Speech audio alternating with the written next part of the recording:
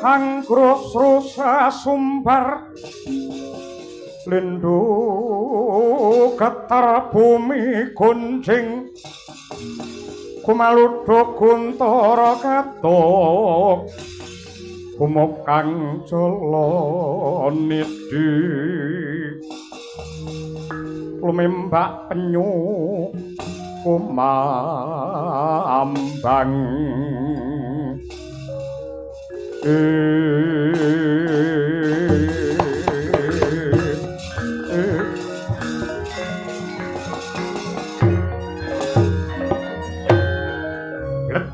mangampak-ampak orek dedrek gumuruh bata rubuh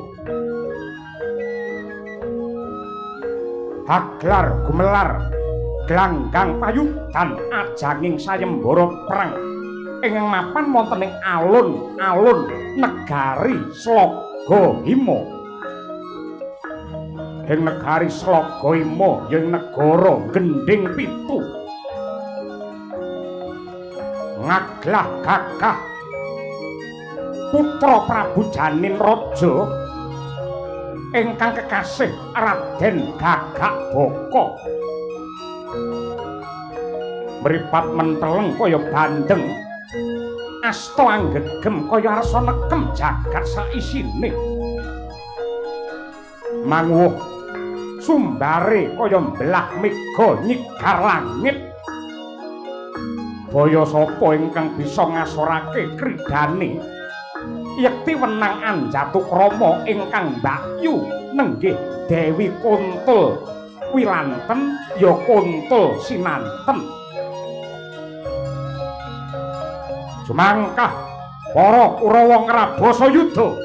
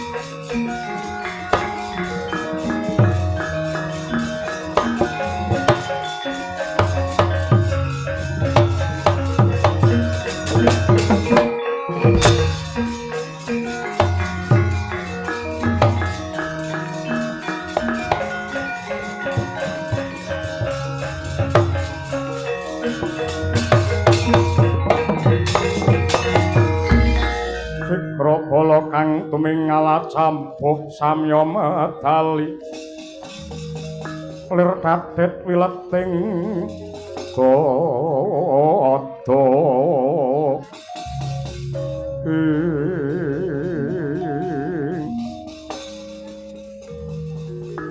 yen ora kleru kang dadi panyawangku iki putra Narendra saking gending pitu kene kowe Raden Gagak Boko.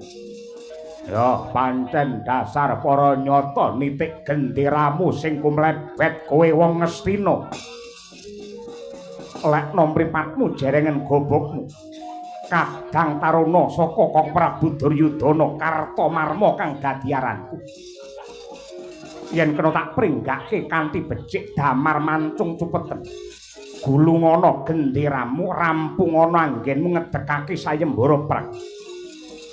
Ora suwe maneh bakale Mbak Yumu kuntul sinanten bakali winengku dening Brahmana punjuling jagat pitataning para umat gurune para Sata Kurawa pujangga kraton Ngastina ya kuwi Bapa Resi Durna bakale mukti Wibawa Nyakrawati mbau denda sembah-sembah karo wong sak negara Ngastina. Apa wuta kang dadi paningalmu? Wis tuli kang dadi pangrungumu. Ora nyawang ndek dhuwuring derajat pangkat sugih miskining bondo donya. Sapa wae kena ngrabi Mbak Yuku Kuntul Wilanten. Lamun to bisa njebel dadane Gagak Boko njaluk rak dawa umurmu.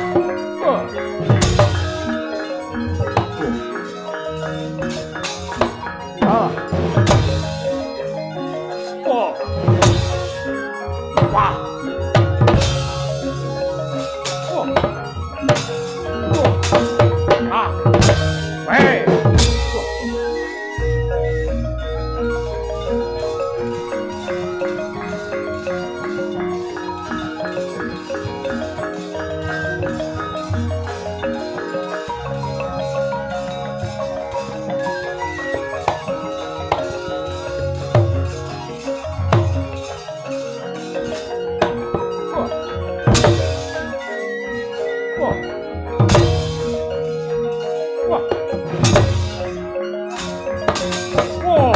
Ah. Oh. Aduh. Oh. Ah. Oh. Ah. Hey.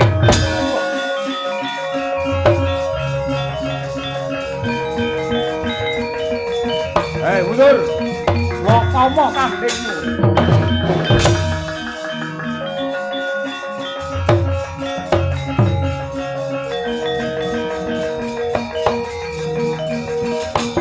Oh.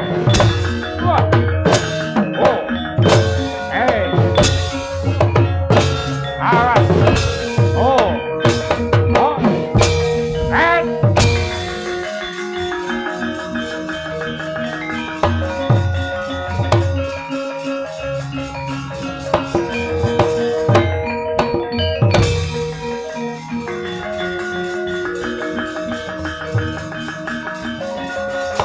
Oh.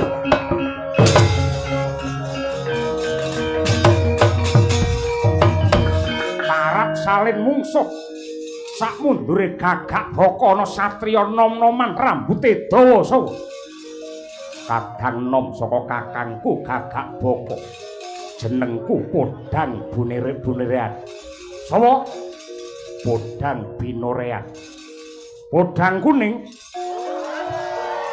bosok kuping aja kowe gagak boko kon maju rene yo oh. Oh. Right. Right. Oh. Ah. Right.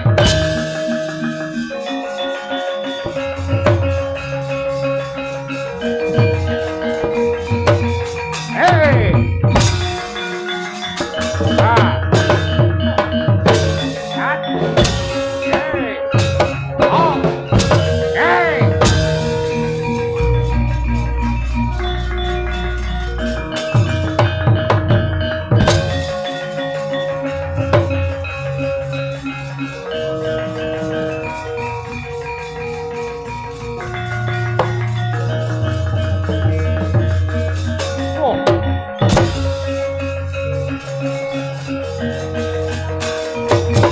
Biar salin mungsih nah wonge ganteng wonge gagah wetenge blendhuk sapa iki mesti satriya saking gending pitu kene ya kadang nome kakangku gagak boko kowe takon karo aku jenengku Janget Tinelon sapa Janget Tinelon Janget sak kendang sabet regane pira cangkemmu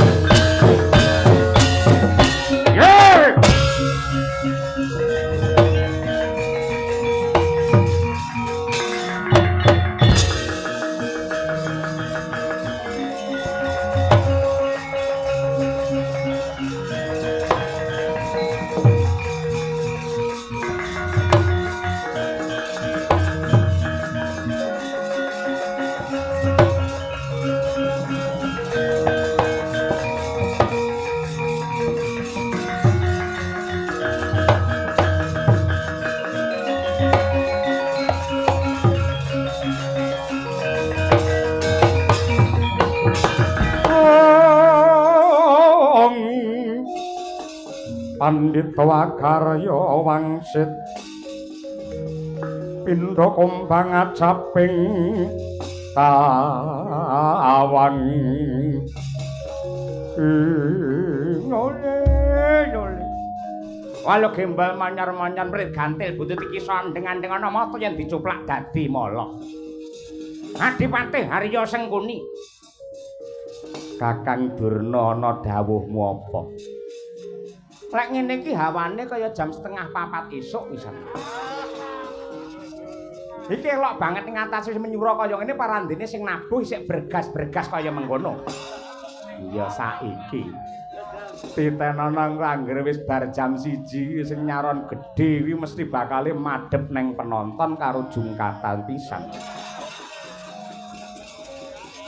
Adipate, apa Kakang? Kowe iki jane arep mirang-mirangke Durna apa piye? Sing ndok kersakake piye? Wis ngerti lamun to derajatku iki pendhita. Kempong pira jambul wanen. Aku ki ngibarati srengenge wis njlewar ana ing jagat kulon. Ning parandene ndok peksa-peksa supaya rabi kelawan putri saking gending 7 kene. Ya kuwi Dewi Kuntul Sinanten. Cetha lamun to patrapmu sing kaya ngono ki wong arep mirang-mirangke Durna. Mongko aku ki pendhita mapane dipundi lan ditata dipundi pangandikane ditata ing resolah bawane. Yen nganti aku tuwa kaya mengkene njur rabi bocah. Mendah kaya apa loke wong akeh. Aja kuwatir. Kowe bisa awet sehat lan seger waras lamun to entuk jamu. Mongko jamune ora ana liya kejaba putri sing isih muda tumaruna, wong wadon sing isih enom. Aku percaya lamun to kowe tak rabekke karo Kuntul Sinanten bakal awet urip Kakang Durna. Apa ora melek mripatmu? Aku wis madeg dadi dalang ruwat ngerti ora? Parandene kok tawani wong wedok kaya ngono rumah aku mau apa piye? Malah gelawanan tekan ndi to. Ning nyatane ri palungguhan iki maragake sawangan para Satakara ora ana sing mangga priya tanding kelawan putra-putra saka Prabu Janin Raja. Saiki kowe wae maju ora sudi. Aku ora bakal magut suraning driya yen tanding karo anak-anak ratu gending 7 kene iki menang ora kondang kalah malah babar wirang. Tur aku wis niteni marambah makaping-kaping endi pendhita utawa brahmana yen perlu kiai mudune nganti gus pisan. Tek nganti reka-reka siji rabi meneh, loro tek nganti ambyur neng politik ora bakal kajen uripe. Mulai.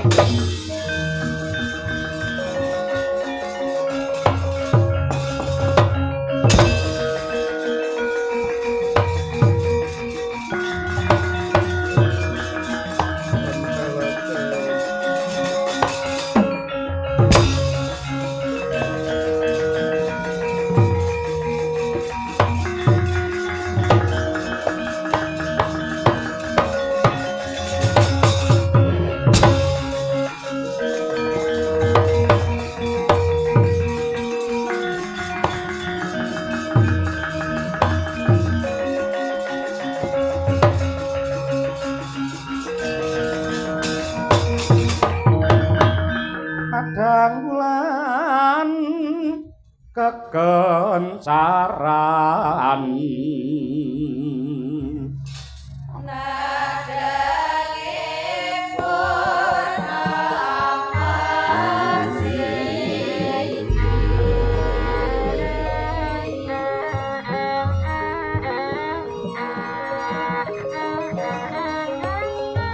dan sembah lingulun kapor-pori sang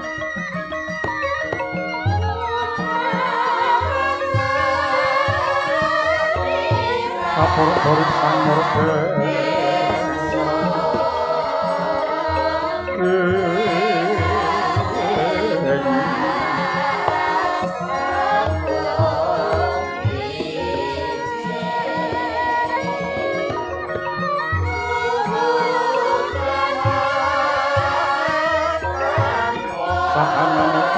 yang kanan sing kasih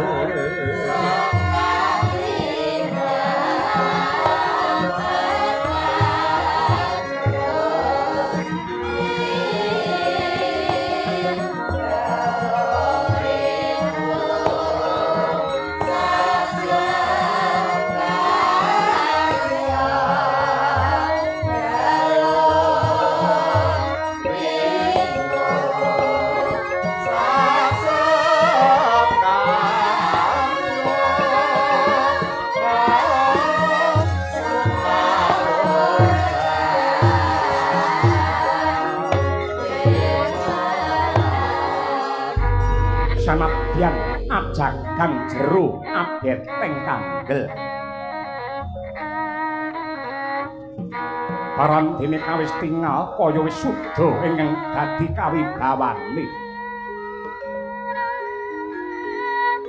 hanenggih gumelaring negari Ngamarta ya ing Indraprasta ingkang prasasat ketaman Badra Irawan Badra rembulan Irawan mega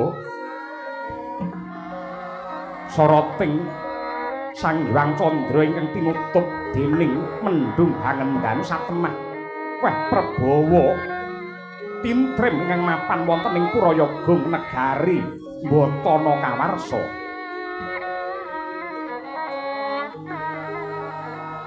sanadyan tetungguling para Pandhawa hanenggih Sri Puntadewa kepareng lenggah wonten setinggil Binatarata parandene kawis tingal pucem kang dadi wadanane peteng kang dadi guayane awit menggalih dumateng awrating panandang ingkang nimbrung wonten negari Ngamarta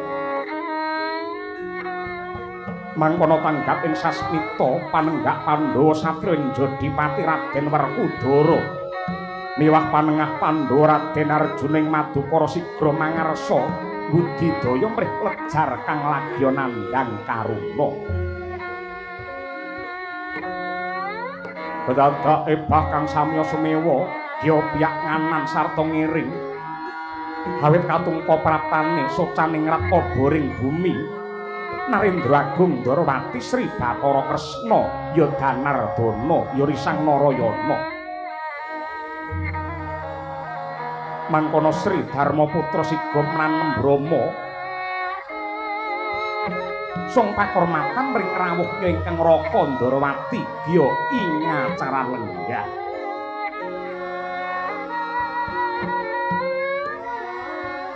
kembang pepe terus rinonce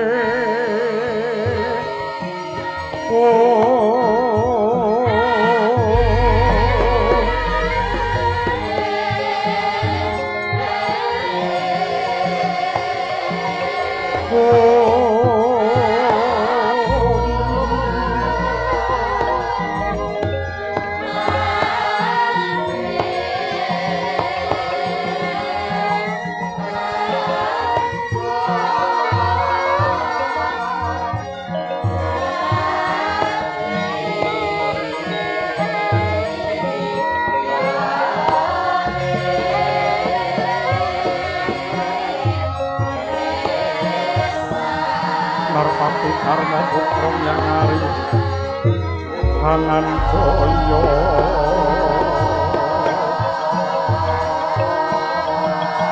Matureng Raka Narendra Harimurti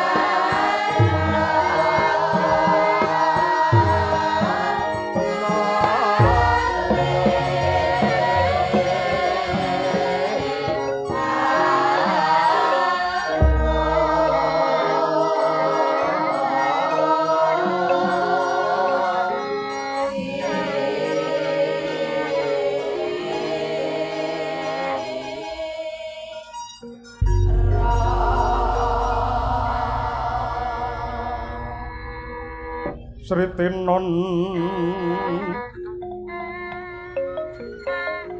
ing pasewakan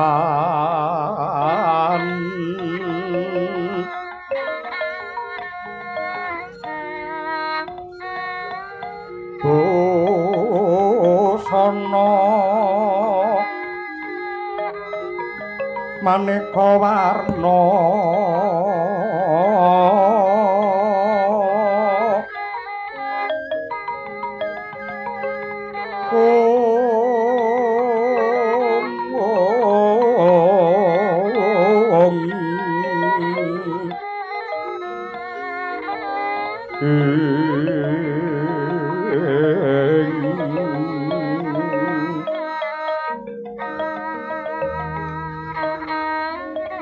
sebak puspiteng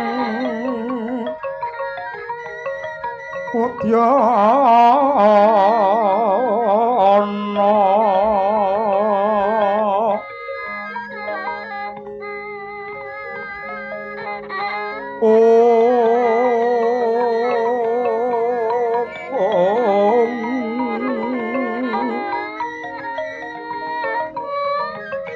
nyang Pandra sarwa rukma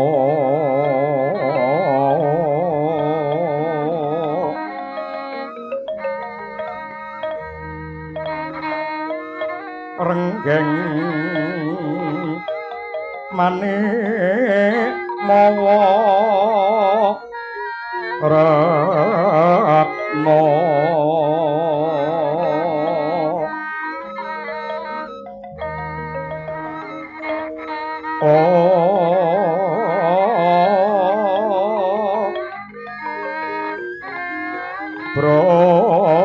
Prabhanyoso mira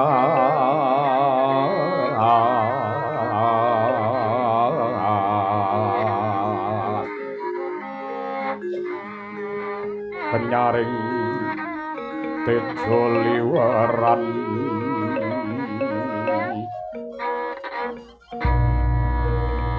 lir kilat sisiring kadhet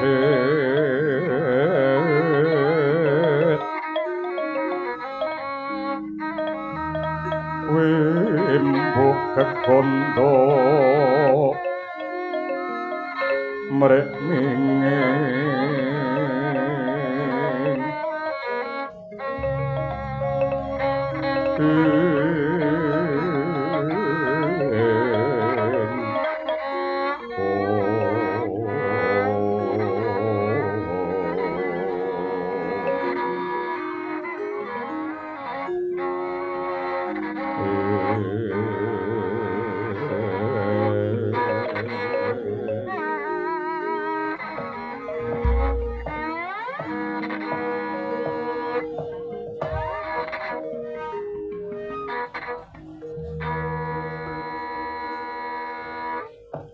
Iwang suksma adilinuwih muga paring pangayuman pring panjenenganing sun satemah mbabar pepadanganing jagat sawigung.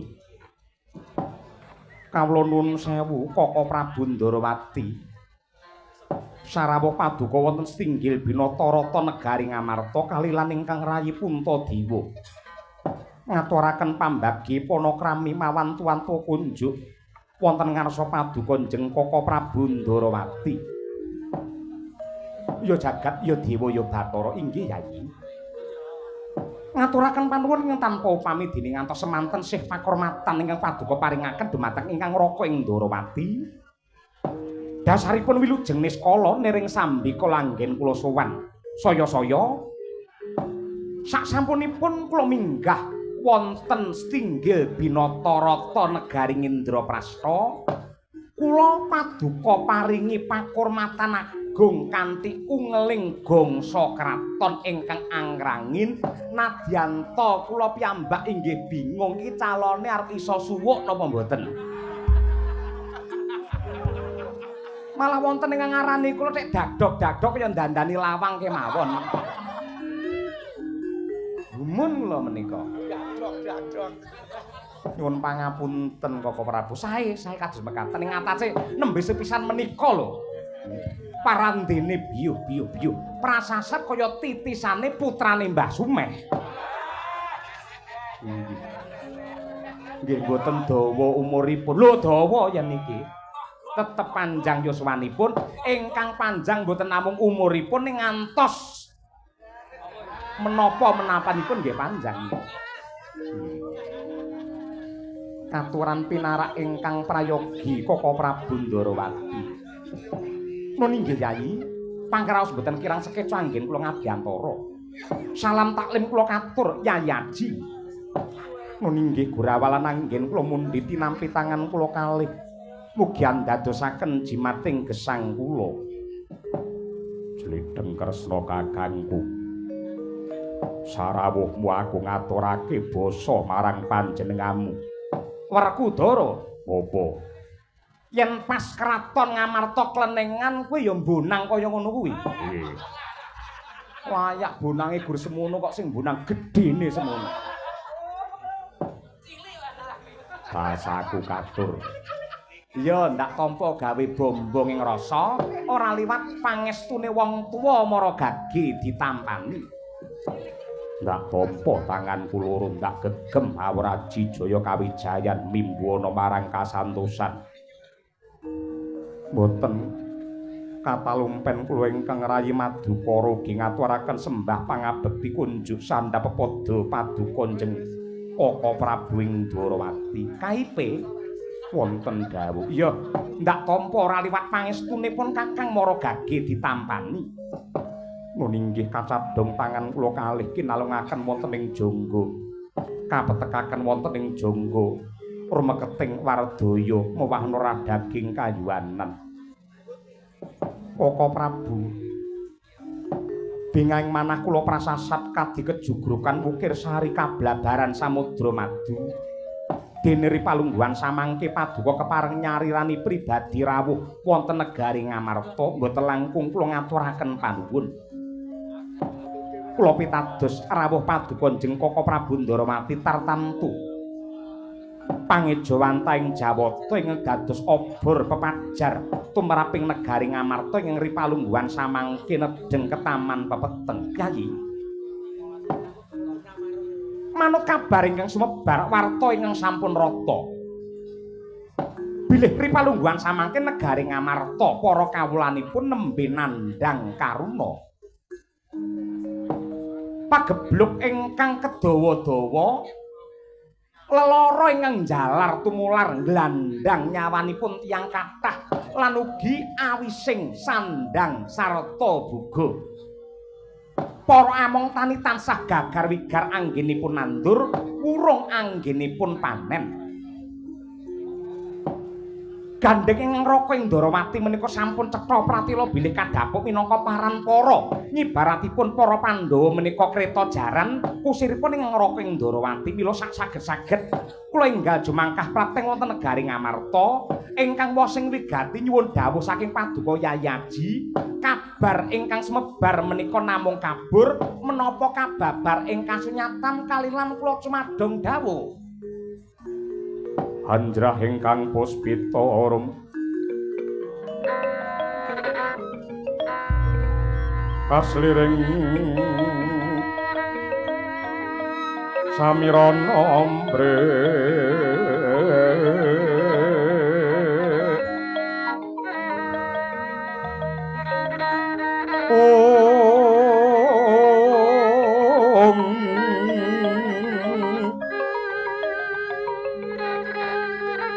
sekar kadung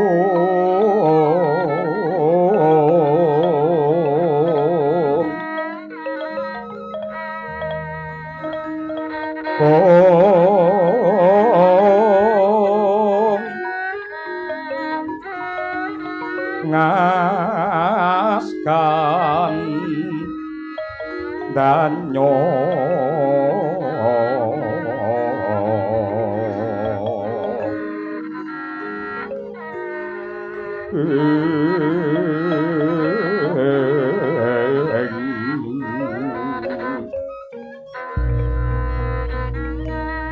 maweh raras renaning driya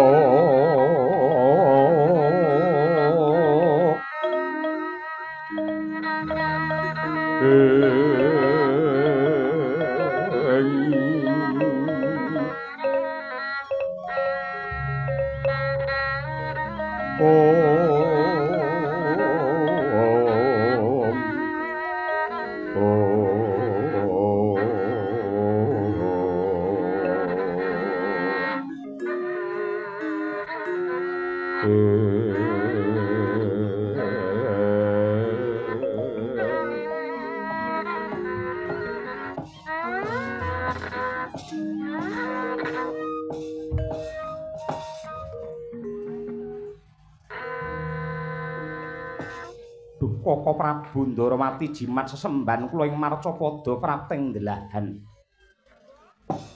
Kalilan kula matur dene wonten sisiping ngatur kula diagung pangaksama paduka njeng Koko Prabu. Nuwun sewu. Puntadewa sakadang Pandhawa menika peranganipun titahing pangeran ingkang rinten dalu. Tansah gandrung kalian kerukunan lan katentreman. Karana menggahing pitang boten wonten gaman ingkang ampuh kejawi namung gaman panunggal. Tuladanipun para kusuma bangsa rumuhun sanadyan namung kanthi gaman pring kang dilincipi. Nanging lamun ta tunggal kiblat tunggal niat golong geleng gilik ingkang dados ciptanipun yektos awoh dumateng kasantosan sarta kamardikan. Nanging keng menapa sedaya panjangka panggayuh ingkang ripalungguhan samangke kula tindakaken kalian para kadang Pandhawa semunipun kok mrucut. Mongko kula menika kadhapuk mongko dados narendra wonten ing negari Ngamarta. Dados ratu menika yektosipun pancen awrat. Benten kalian para kawula menawi para kawula wenang ukur dumateng kodratipun piyambak nanging lamun ta ratu menika menungsa ingkang sinampiran pakaryan ngatur kendho kencenging pranatan butek beninging swasana praja menika wonten pundhake Narendra. Dados menggahing petang kula tiyang dadi Narendra menika boten kok mujudaken bebungah nanging yektosipun dados amanah. Mongko jumbuh kalian kabar ingkang sumebar bilih ripalungguhan samangke. Negari Ngamarta nedhen ketaman prihatin, ketaman pagebluk, sarta lelara satemah andadosaken laranging sandang kalian bugo. Pramila saking menika Koko Prabu. Gandeng dina samangke paduka njeng Koko Prabu Ndarawati sampun kepareng rawuh. Kula pitados nadyanto namung seklimah pangandika paduka yektosipun dados srana asreping manah kula satemah andadosaken ayem tentrem wonten ing bumi Ngamarta Koko Prabu. Nenggih satri yakum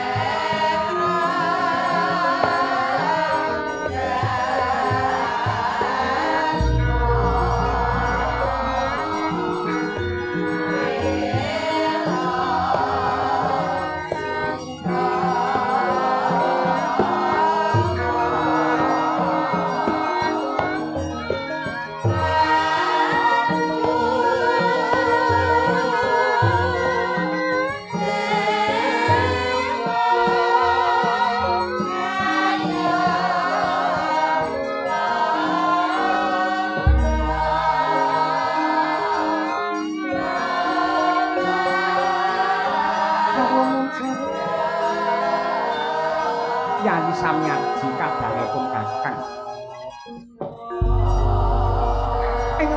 Ndarawati nderek prihatos ningali kawontenan negari Ngamarta ingkang nembe ketaman panandang kadimekaten. Nanging nuwun sewu Yayi, kula kemutan pangandikanipun para pinter, kula kemutan pangandikanipun para winasis bilih namung jalma pinilih ingkang kuwawi narbuka kaendahan ingkang kasimpen sajroning kesusahan. Kula wangsuli aturipun Kakang namung jalma pinilih ingkang kuwawi narbuka kaendahan ingkang kasimpen sajroning kesusahan. Mila lalampan menika kula aturi nampi kanthi lila legawa ikhlas lair batin jernyatanipun. Banger bacen bunga susah mulya lan rekoso menika sejatosipun mujudaken nugraha saking Gusti menawi menungsa kersa nampi kanthi agenging rasa syukur. Dados sedaya panandhang menika mujudaken panggemblenging jiwa lan rabu ing iman supados menungsa saya tuwajuh anggenipun manembah lan ngibadah dumateng Gusti ingkang Maha Wirah kanthi srana nindakaken perintah lan nebi cegah. Kejawi saking menika Yayi Puntadewa, kula pikantuk gaiping pangeran Wangsiting Hyang Agung ingkang demeling wonten ing karna kula. Ingkang demeling wonten ing karna kula ingkang suraosipun. Nuwun sewu. Negari Ngamarta badhe walaya jati, jati temah mulya menawi paduka Yayi Puntadewa kepareng anjatu krami utawi kepareng angkrabi sekaring kedaton ing Slagawema inggih gending 7 nenggih Dewi Kuntul sinanten Yayi. Cirine sarati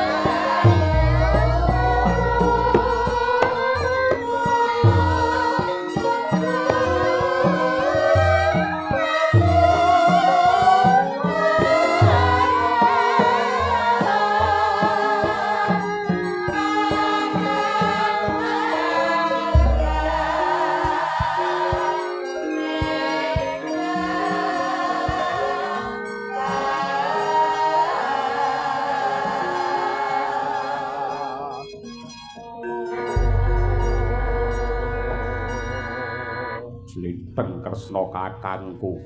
Piye Werkudara? Bareng aku krungu kang dadi pangandikamu. Kanggo srana tentreming negara Ngamarta mbarep kakangku supaya rabi meneh karo putri saka ing gending 7 ya kuwi Kuntul sinanten. Wah, somuk aku dadi. Kok gerah ya gini? Sawengi kok suwi men. Kowe arep matur apa, Sena? Jlinteng kakangku. Sak ngertiku panjenengamu kuwi titising Bathara Wisnu sing tansah nuntun Pandhawa marang Jiwatama. Ning ya kene dina iki kowe malah tiba kosok balen.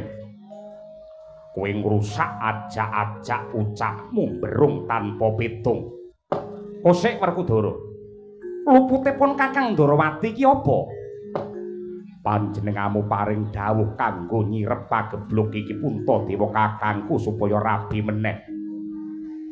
Kuwi bab sing ora tinemu nalar ing atase. negarane lagi tintrim parandene dadi ratu malah ngumbar nafsu. Puntadewa kakangku ki piyayi kakung sing kondange gedhe putih. Merga resik kang dadi jiwane suci kang dadi batine ora nate natoni hatine sapa-sapa. Mula yen nganti ngarep kakangku Puntadewa kakangku rabi meneh ora bakal kelakon. Merga panjenengane kuwi banget anggone setya karo garwa, banget tresna karo bojo. Dheweke ora bakal gumun karo abange lambe jlirite alis, ora gampang kedanan karo wong wedok. Neng donya ki wong lanang sing ora gampang kedanan karo wong wedok, siji Puntadewa, loro dalange.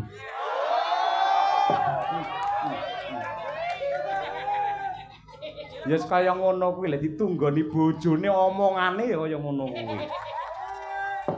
Kula Kang mangkono iki barang sing langka ora bakal ngarep kakangku manut karo dawuhmu. Koko Prabu Ndarawati nuwun sewu. Menawi kangge rahayune negari Ngamarta kedah Malakrama putri saking Slagawima utawi Gendhing Pitu. Kula suwun sampun Koko Prabu Puntadewa ingkang nglampahi. Kula kemawon ingkang makili Koko Prabu. Jlamprong wong edan. Bola bali wong lanang tukmis. Angger ngerti wong wadon sing bathuke klimis, rasa mundur bingung kaya mangkono. Nuwun sewu Koko Prabu Ndarawati. Ingkang paduka kersakaken menika kados pundi? Yayi Samyaji. Kula suwun jengandika sampun ngantos sisip lan warsuh anggenipun paduka anggagapi dumateng atur kula. Nuwun sewu. Atur uninga bilih dinten samangke ing negari Slagawima wonten sayembara prang. Sinten kemawon ingkang saged ngasoraken kridanipun Raden Gagak Baka, putra saking Prabu Janin Raja menika ingkang wenang ngukup Dewi Kuntul Sinanten. Mongko sayembara perang ing Slagawima dinten samangke sampun nuwuhaken pangorbanan kathah. Pangorbanan nyawa saking para satriya lan ratu ingkang sami anglamar. Karana kaprawiranipun Raden Gagak Baka ingkang pancen ngedak-ngedapi mila saking menika. Supados mboten saya kathah getih ingkang kutah, dada ingkang bengkah lan balung ingkang pecah, satemah pejah kasulayah. Sayembara perang menika kedah enggal dipun rampungi dene Sang Jiwatama nenggih kadang kula para Pandhawa ingkang kedah makarti. Kosik Ngamarta dina iki uga lagi prihatin, Ngamarta ya lagi susah. Ing atase negaraku dhewe lagi peteng. Kenapa kok dadak reka-reka arep ngrampungi perkarane negara liya? Werkudara, gatekno kang dadi tembungku. Wong kuwi yen pengen mulya,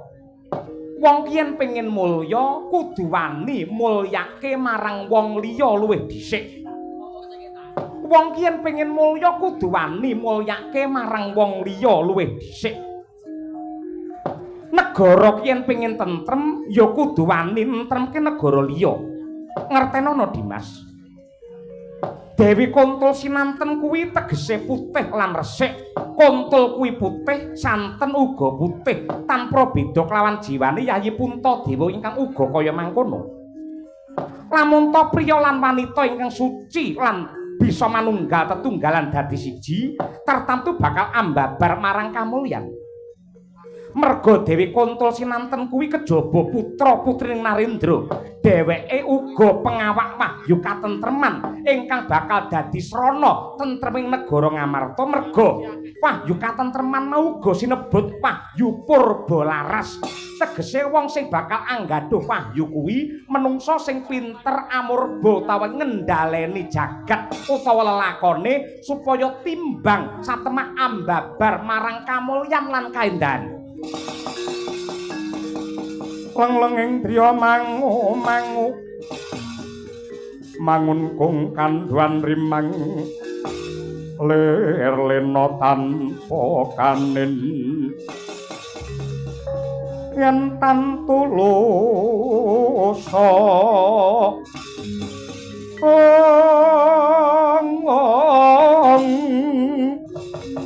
mengko sang Hyang Utama mangkono Srinarendra wis nyolon hanggrapa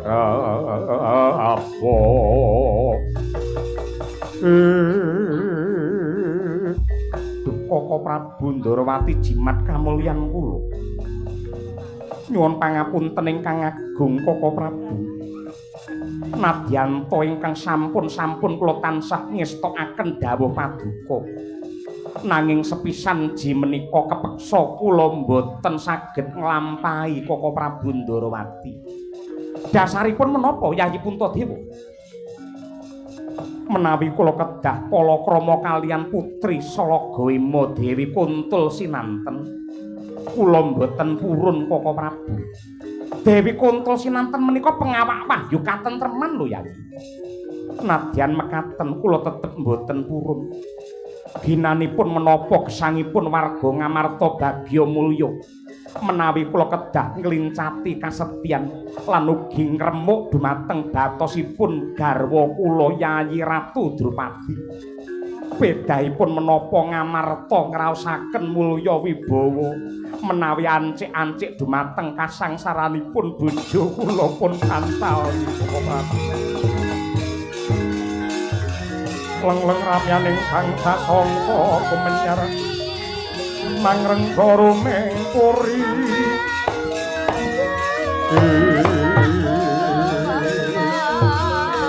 mangken tanpa siring halepne kang omah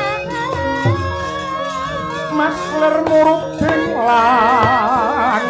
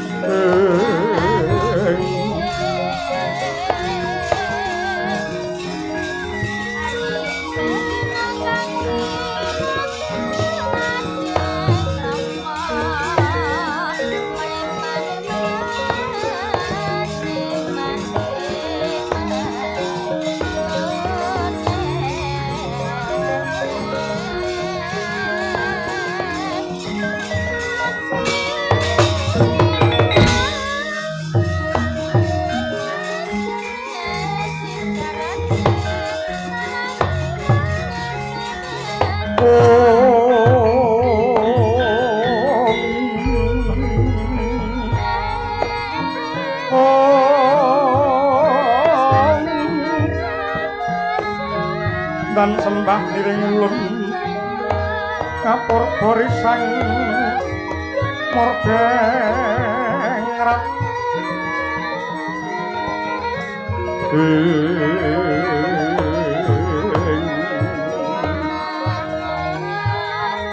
sahanane kang yen kanang sing kasih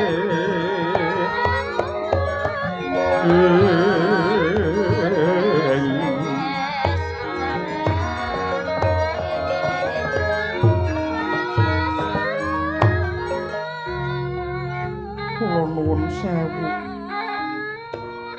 amit pasang Kalimantarti tinepi ing tulak manutu mawaing tawang towang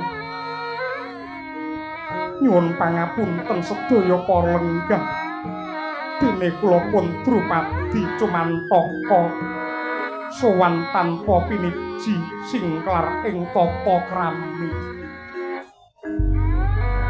nuwun sewu sampun sawetawis dangu kula nderek nyurasa kula nderek ngatekaken ingkang rinumpaka wonten ing pendhapa mriki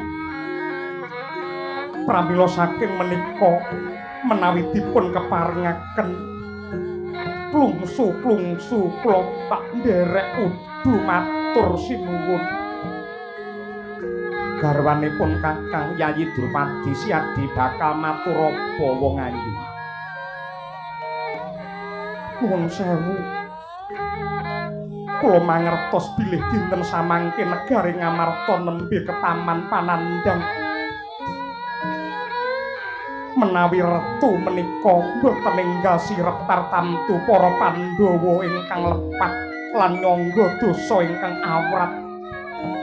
Mongko jiwa satriya menika kedah nyiwakaken keperluaning pribadi lan nengenaken kabetanipun bebrayan agung.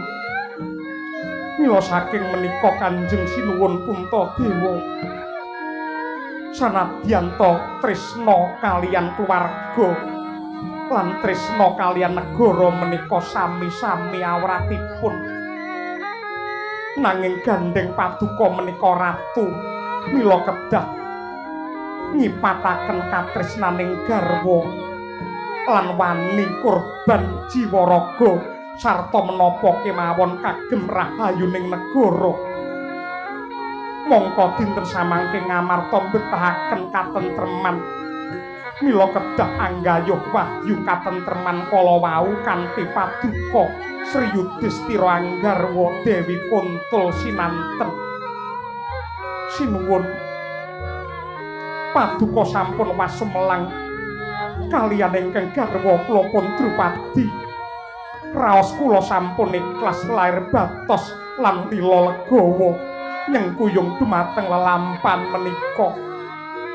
Kula nampi kanthi ikhlas lair batin menawi paduka palakrama malih kaliyan putri saking Slaga Ima pun Kuntul sinanten.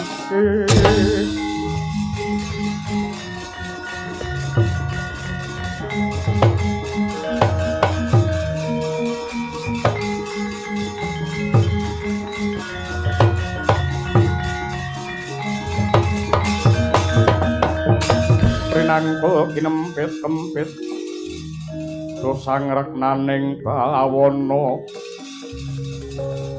ya si tukang walang ati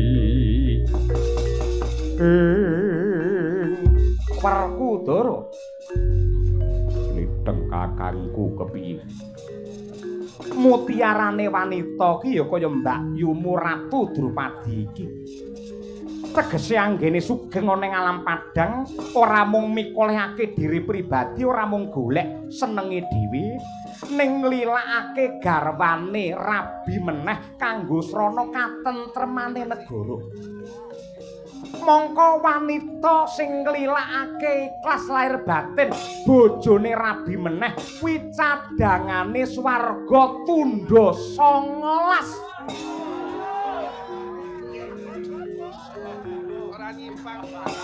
Lan muga-muga bab iki bisa kanggo tepa tuladha kena kanggo tepa palupi tumrape para putri sing gelem nindakake pakarti kaya Dewi Drupadi. Upamane ana wanita nadyan to pinter olah budaya dasare sing kakung ki ya duwe kaprawiran ing reh olah gelare ringgit, kok sing wedok kuwi nglilakake bojone Rabinah karo sinden ngundi to ngendi ngono. Kuwi ya calone swarga ya model kaya ngono kuwi. Ning parandene kok nganti sing lanang pamit rabi, parandene sing wadon malah mecahi gelas piring lan liya-liyane.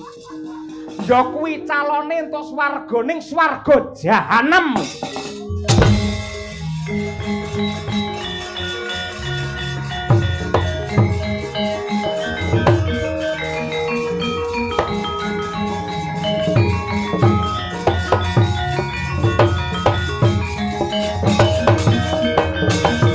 Pramara mangusa ya ngambrang kati karunaning kasosih aneng marga mamalatgung risang kunto wastratma aja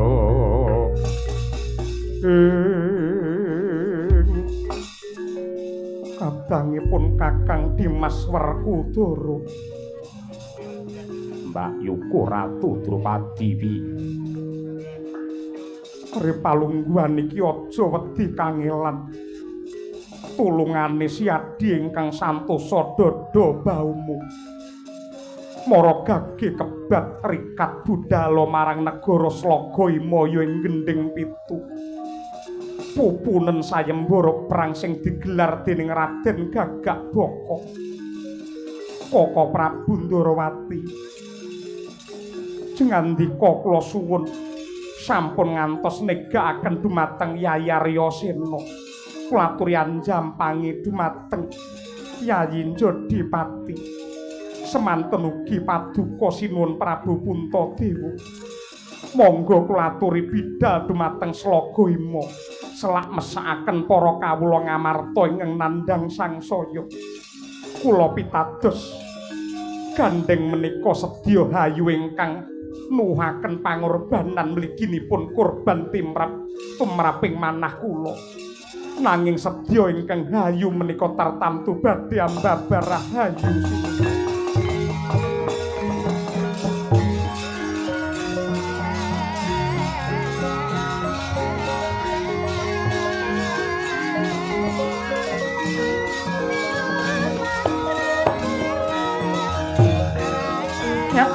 Halang janak harapan kamungkar pinong ler kakonang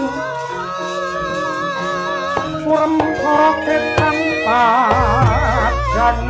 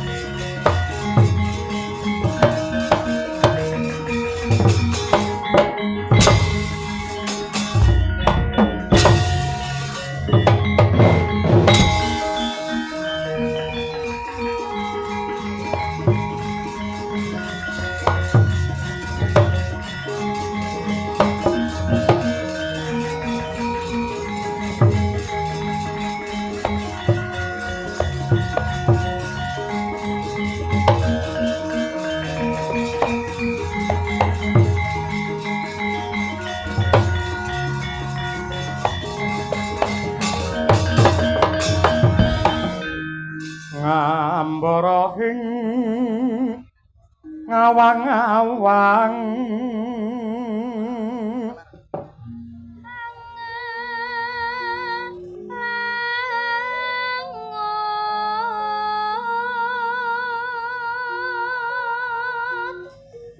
bebesan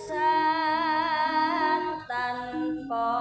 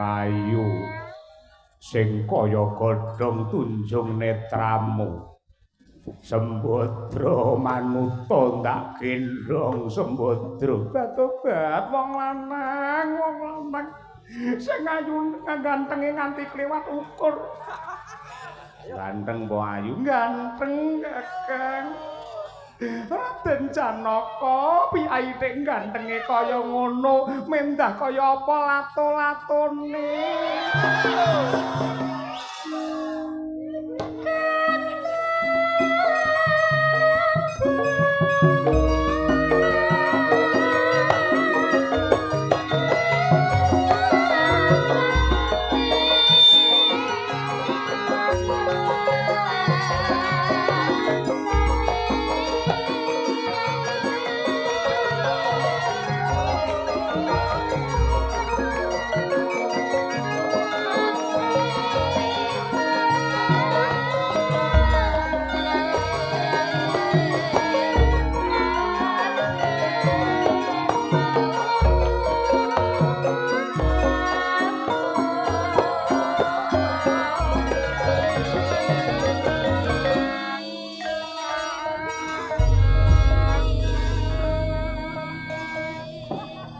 Wara Sembadra ing atase wong wadon nganti ripalungguhan iki nek pinter gawe aku dadi kasmaran kaya mengkene. Mongko Prabu Jata Gimbal Ratu saka Guwa Barong yektine wis Nyakrawati mbau dendha ngenyam kawibawan kemul kamukten. Ning nyatakne uripku isih gotang, uripku isih ganjil. Lamun to durung bisa mondhong mustikaning jantungku kowe Sembadra. Wong wadon wiwit saka pucuking rambut nganti jempol sikil ora ana cacat cirine. Dasare wasih Sembada solah lan wiraga.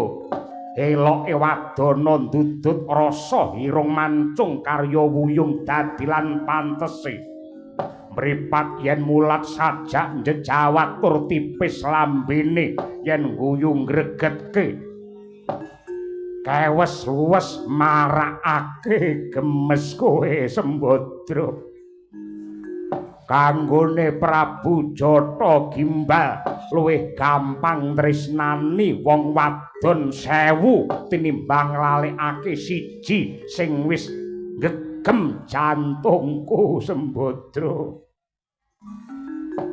Nuwun sewu sinuwun Prabu Jata Gimbal. Daga piye? Kula caosi prisa ingkang manggandrungi nenggih Dewi Wara Sembadra menika boten legan, boten prawan, boten ijen malih nanging sampun winengkuing kakung panengah Pandhawa Raden Janaka. Yen ngantos jenengan nekat badhe tresna kalian Sembadra niku padha karo ngrusak pagrayu mbubrahke wong omah-omah. Taksih kathah para wanita ingkang taksih suci, taksih legan, taksih prawan. Keng menapa jenengan tik malah kedanan kalih bojone Janaka. Gagah-gagahe wong lanang yen iso ndemene bojone wong. Kuwi gagah-gagahe wong lanang. Mula pinalangana mlumpat rinantiya medhot kok. Aku wis kadung ngengkleng bingkleng anglamong edan kepayang karo Sembadra. Ning nuwun sewu. Katresnan nggih sinuwun. Katresnan menika yektosipun kanugrahan saking Gusti ingkang dipun paringaken dumateng titahipun ingkang awujud uruping jiwa luhur. Lan menapa to sebabipun menungsa pinaringan rasa tresna supados para titah antarane lanang kaliyan wadon saged gesang bebrayan linambaran sucining bebuden supados saged dados lantaran tumangkari menungsa ing jagat raya nenggih lairipun jabang bayi ingkang minangka panyambunging sejarah. Kajawi saking menika Kanjeng katresnan dipun paringaken dumateng titah ing pangajap supados sedaya tumindak lan pangkartine menungsa tansah linambaran rasa tresna mboten namung bab katresnane jaler kaliyan pawestri nanging katresnane menungsa kaliyan sesamining gesang. Welas asih rasa trenyuh guyub rukun samat sinamadan gotong royong niku yektine woing katresnan. Dados menawi tiyang saged bebles anggenipun gagapi lan pinter ngetrapaken mungguing tumindak jagat menika wontenipun namung ayem tentrem bagya mulya merga kesrambah rosane rasa tresna kala wau. Lan malihipun sinuwun Prabu Jata Gimbal. Katresnan mekaten kanugrahan saking Gusti ingkang kula kaliyan panjenengan boten saged nampik milih sarta katresnan menika boten saged dipun peksa awit rasa tresna menika sipatipun suci lan tulus. Mila katresnan kok nganti kangge dolanan, katresnan kok nganti kangge lemeran, katresnan kok kangge sembranan. tiyang kala wau badhe kaprawasa karmane katresnan merga tresna niku suci. Mila kula aturi ndhahar atur kula mumpung dereng kebacut mang cupet mang lereni anggendika gandrung kalian pun Wara Sembadra merga nika wis duwe bojo yen pancen sampean ra kena diempet pengin gandrung karo wong wedok yen jaman sakniki pancen yo angel yen riyen udakara taun 90-an nggen poluan nika kathah sinuwun biyen ning niku biyen nggih ha nggih niku gremone jare neng kene wonge teko mila ampun lah niki mangke glandang carang saka pucuk kriwikan dados grojokan perkara sepele dadi gawe merga bojone Sembadra sing jenenge Raden Janaka niku lananging jagat lancuring Madyapada sisip semburi simbire luput katuranggane niki mangke sampean ora iso rabi karo Sembadra malah iso malah sampean kelangan nyawa niku saestu Rodha montap lir netap Sukayayah sinipi dosa bang mawing wengis Netra kocak nguntar handir Hitep nyomengolok cokro Praupan brabak branang Kaya kembang wurawari yen kasumeta marang seketeng mubal murup metu dahanane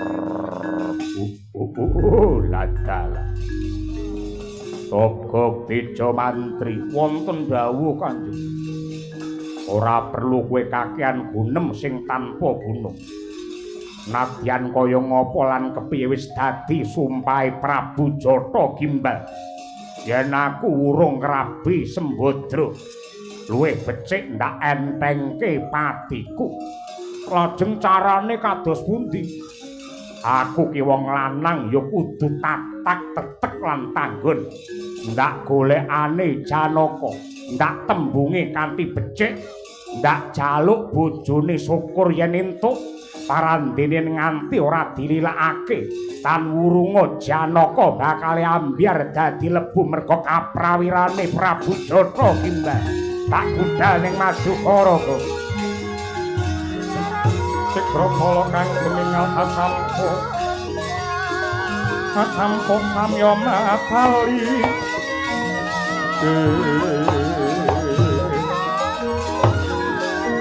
ngertate dilapeng kota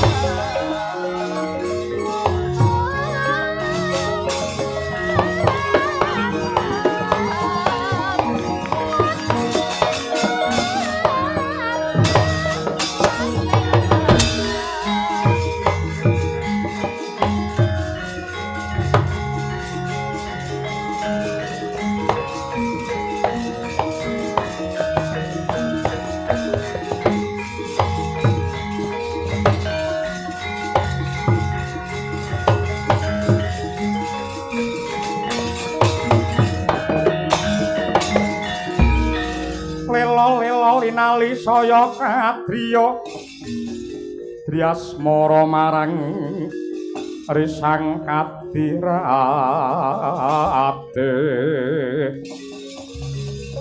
ratih ratu ratune wong cakra kembang tobat tobat. Jagat Dewa Bathara jagat mangestungkara. Ya gene pinter banget Raden Janaka anggene ganggu kelawan batine Jata Gini.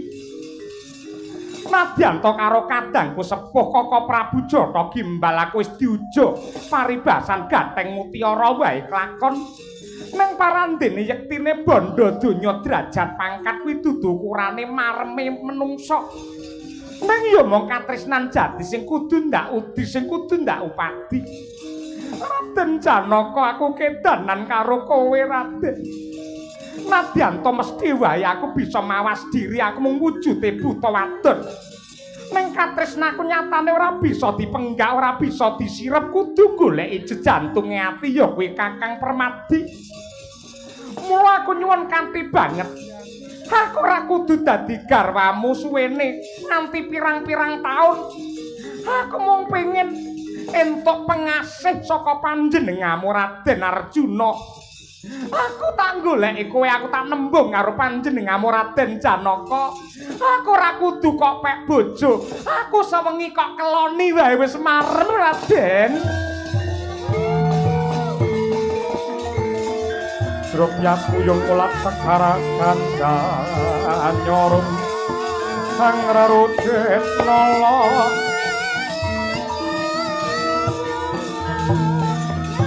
Linalitan bangkit lali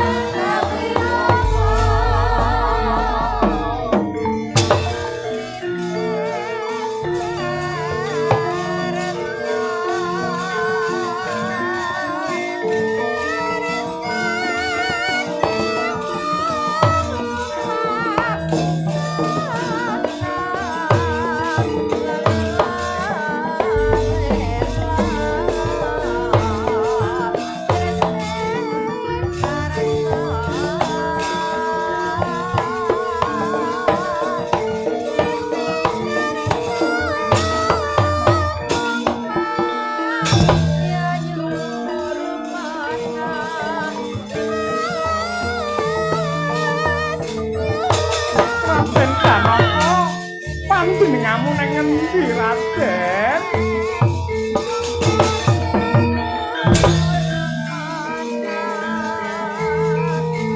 Wong ayu Sembadra. Aku Jata Gimbal sing kedanan karo kowe.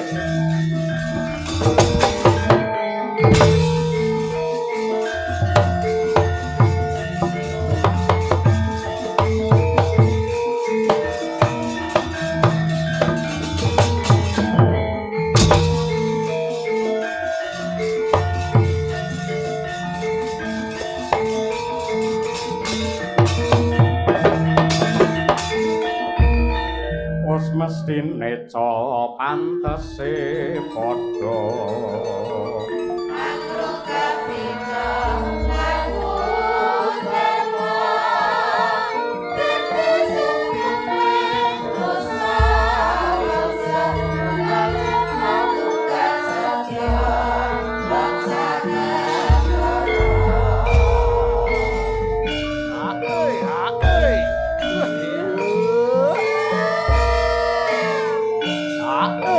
Ơi